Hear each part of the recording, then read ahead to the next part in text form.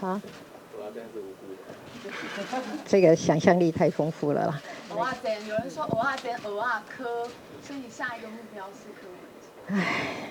好，这个想象力太丰富了啦。政治人物哦，尤其是民选的政治人物哦，我们都是由选票支持出来的，我们对人民都有责任哦。我们也要尽全力把我们的事情做好，这才是我们的本分嘛。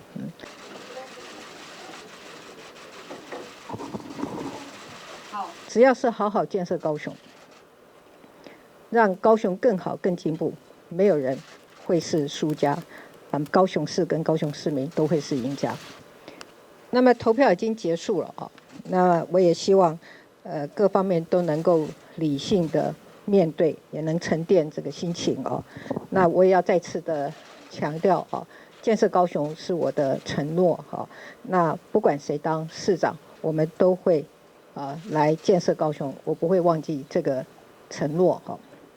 那只要是好好建设高雄，让高雄更好、更进步，没有人会是输家。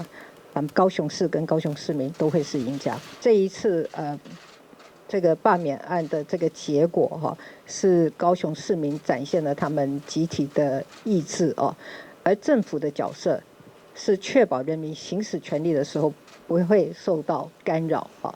那这是政府应该要承担的责任，也必须要扮演的角色哦。所以没有所谓罢韩国家队的问题了。高雄的补选哈，那民进党的提名人哦，我们党会有机制哈来做决策哦。那我相信对于高雄的建设哈，还有我们对于高雄的承诺哦，这一些我们都会纳在我们人选的考量的过程。他大概是真的没有注意到，我们民进党在第一个时间哦就已经表达哀悼之意哦，也希望家属节哀保重哦。那后续的调查也有检调在进行当中嘛哈。那我要再一次的强调哦，任何生命的逝去不分党派啊，我们都同感悲伤跟哀悼哈。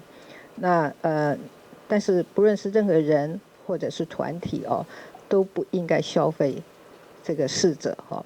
我要呼吁说，不分各党派的支持者都应该保持理性。我们在这个事情发生的时候，我们在第一个时间都有表达我们的哀悼之意啊。那我们也希望就是说大家都可以保持理性哈。那高雄的这一件罢免的选举哦已经落幕了，那我们大家都应该维持一个理性。